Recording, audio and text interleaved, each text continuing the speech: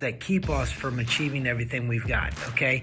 In all of us, we're full of greatness, we're full of great skills, but we're also full of a lot of junk. If I had a way of helping you see how to get rid of the junk and move into a place where only the good skills and the greatness shines, would you be interested?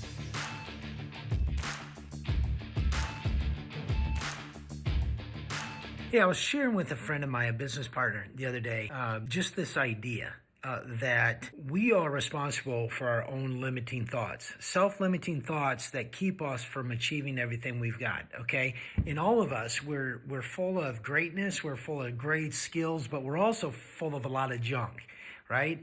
And if I had a way of helping you see how to get rid of the junk and move into a place where only the good skills and the greatness shines, would you be interested? All right? So I'm asking that question. It's up to you. It's not on me. You know, I'm headed where I'm headed, but it's on you. And so, you know, you hear so many people from time to time, they're like, oh, I'm going for it, right? The guys that always want to tell you that they're going to be the greatest. And then what happens? Something falls apart. The wind changes direction. The job situation is altered. The wife, the kid, the husband, whatever. The cops drove by. It's everything. And people talk about the fear of failure. And I wanted to address that real quick because I do believe that there is a fear. We can have a fear of success. We can have a fear of failure. But when I dive into the fear of failure, what do I think about? I think about people that absolutely are terrified to step out. Why? Because they're afraid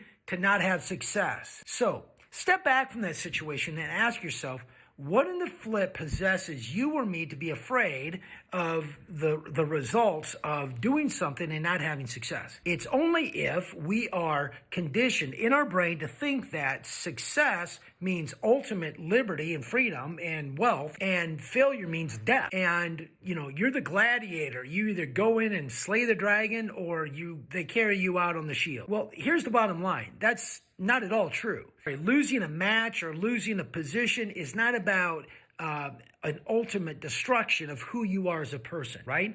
It more or less is about a limiting quality you might have, a weakness that you might have, a skill set that's not where it needs to be, the kind of junk in our life that's in there that just needs to be reworked or purged out or whatever.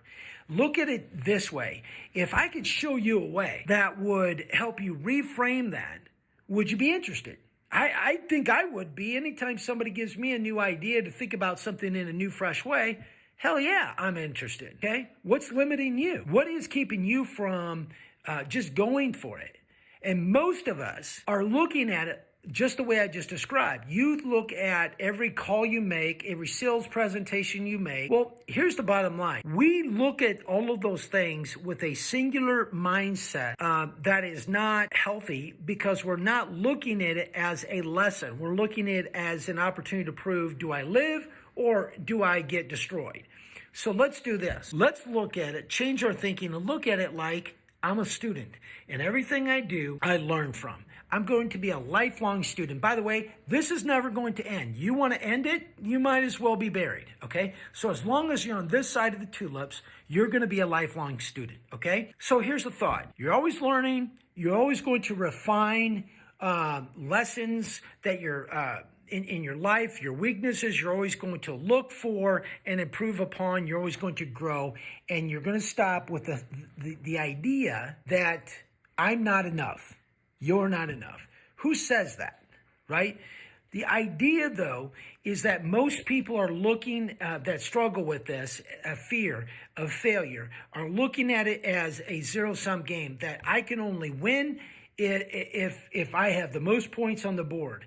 In fact, we know a lot of winners that are losers. And in fact, we know a lot of people that ultimately don't do as well in their career or maybe on the athletic field who are really champions. We're talking about words. Words matter, okay? So a lot of people that struggle with this look at it like, you know, I've just missed the boat. I'm imperfect. I lost out. That opportunity came and I missed it. And I just the culmination of years and experiences, I just don't want to prove to everybody one more time that I'm a loser. I propose that this is all self-directed. It's self-created, and it flows right out of your ego. Your ego that is so fragile, it cannot stand a counter thought to what you currently think. It can't stand a person offering you a suggestion. Because in hearing that you may not be perfect again, you set yourself up as a failure. You can teach an old dog new trick, okay? You can teach an old dog new tricks. 4th grade, I started wrestling. So when I went out on the mat, I won, and I felt really good when I won. And when I lost, I felt really bad. And I didn't have the presence of mind at that time to say it's okay, because the reason why you lost was because of your position, your technique, okay? At that time, I didn't realize that I was a student. At that time, I thought it was a gladiator, right? I completely won or I completely lost. At that time, had I been a student, I would have said, okay, today I got a C. Today I got a D. Today I got a B minus. But I would have taken it and said, okay, I need to study harder next time. I need to prepare next time. Well, that limiting focus, that mindset carried through grade school into junior high and high school, culminating into my senior year finals of the state wrestling tournament. And I'm before 15,000 people, and I had the worst match of my entire life. All of those opportunities along the way that I missed, that I could have created this sense of, you know what, I've been everywhere, traveled, I've wrestled the best guys, I deserve to be in this spot. All of those opportunities I didn't even consider, because again, if I were to put myself in a wrestling environment where I was getting my butt whooped, or in a tournament where I was getting my butt whooped, or would have traveled to other practice rooms and wrestled the best. You see, I was actually competing at that time with guys in my age group who were slightly smaller, who were maybe on par about where I was, all right, had success. They, at that time, were what they were, and I knew I was as good or better. They ended up going on to be world and Olympic champions. And I, however, on the other hand, didn't feel like I could compete at the college level, because I already had learned all I had learned. And if I wasn't a state champion at that point, then I could never compete at the college level. And yet that idea is so crazy, but it's defeating. And it's a subtle change in what we're doing when we're competing, when we're in the business world, when we're in personal relationships. We're students. We're learning. Everything we do is not about a W or an L. It's about a lesson when we win, a lesson when we lose, and not to repeat certain bad behaviors the next time we go out. If we're doing a sales presentation, we're not going to make the same mistakes. So the idea, again, is you're responsible for your results, and stop making the excuse that somebody else is, because you're responsible. You're responsible for your poor view of failure. You're responsible for your inadequacies. And so if you'll look at it from this standpoint, I have the power to change, and it starts here.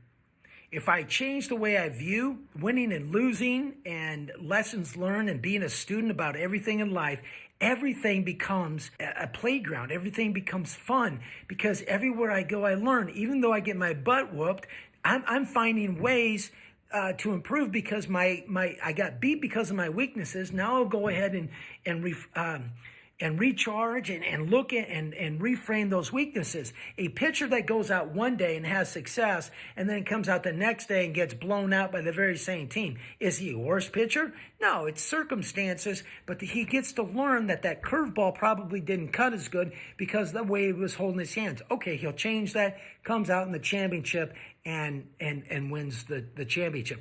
It's how we look at the moment. The moment is a educational moment. It's all about learning. Stop the language of fear of failure. Absolutely, the most important thing that you can do if you want to win is create situations of competition.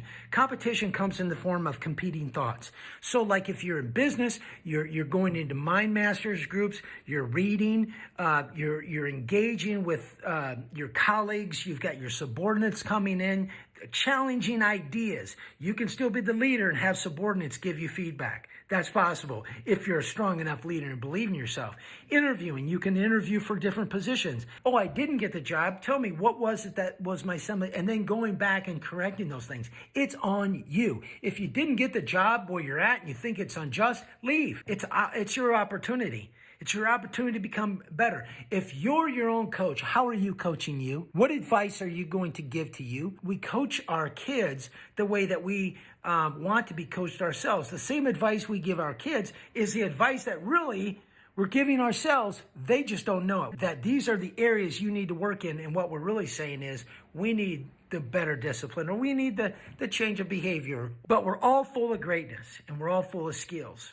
If your body was completely full of toxins, and I told you that all you had a little bit of this liquid, right? And every time you drank that liquid, it would push out some of the toxins. How much would you do? You'd do a lot. Competition acts the same way, because competition comes in and it identifies the weaknesses and pushes them out to be exposed for you to deal with them. Now it's on you. Go do it. Thank you for watching or listening. You can get more information in my content library following the link below or going to my blog at chrishupke.com. That's CHRISHUPKE. I'm very passionate about faith, family, and freedom, and the founding principles of our country, and I'd love to be able to share that dialogue with you. I hope this information has been helpful to you, and as always, to good health and freedom.